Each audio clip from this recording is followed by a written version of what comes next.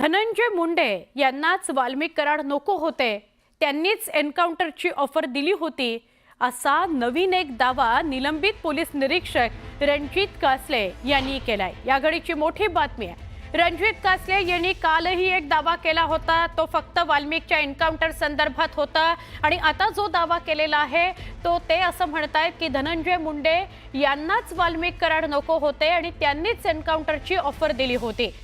निलंबित पोलीस निरीक्षक रणजित कासले यांचा हा नवा दावा। रणजित कासलेच्या दाव्याने खळबळ उडालेली आहे। पोलिसांनाही कासलेनं मला पकडून दाखवाच असं खुलं आव्हान दिलं गेलंय।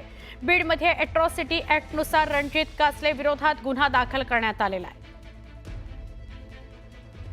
रणजित कासले यांना या प्रकरणात निलंबित करण्यात आलेलं आहे। निलंबित पोलीस निरीक्षक कासलेंनी काल दावा केला होता की जितका मोठा गुन्हेगार तितक्या मोठ्या एन्काउंटरसाठी तितक्या मोठ्या रुपयांची ऑफर दिली जाते, मलाही तशी ऑफर कराडला मारण्याकरता दिली गेली होती। हा कालचा दावा पाठोपाठ त्याचा नवा दावा समोर आला। धनंजय मुंडेंनाच हा वाल्मिक कराड नको होता, कदाचित तो डोईजड झाला होता आणि त्यामुळे त्यांनीच रणजित कासले यांना एन्काउंटरची ऑफर दिली होती असं कासले म्हणतायत।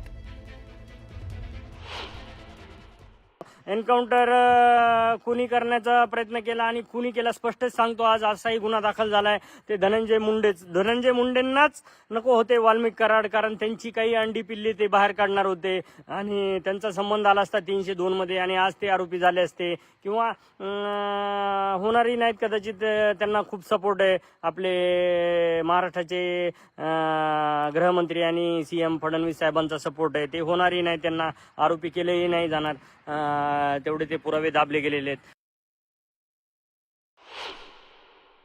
ते जे निलंबित अधिकारी आहेत त्यांचं असंही स्टेटमेंट आहे की हे जे तुम्ही सांगताय की मला एन्काउंटर करण्याच्या सूचना होत्या, म्हणजे फेक एन्काउंटर्स या महाराष्ट्रात अलीकडच्या काळात किंवा देशात घडलेले आहेत, त्याला पुष्टी देणारं हे विधान आहे। पण याची चौकशी होणं गरजेचं आहे आणि जर हे निलंबित अधिकारी सांगत असतील की मी अशा प्रकारची नोंद अमुक पोलीस स्टेशनच्या डायरीत केलेली आहे, तर ते अधिक गंभीर आहे। जर अशा प्रकारची नोंद पोलीस डायरीत केली असेल तर त्याच्यावरती तेव्हाच ॲक्शन का झाली नाही।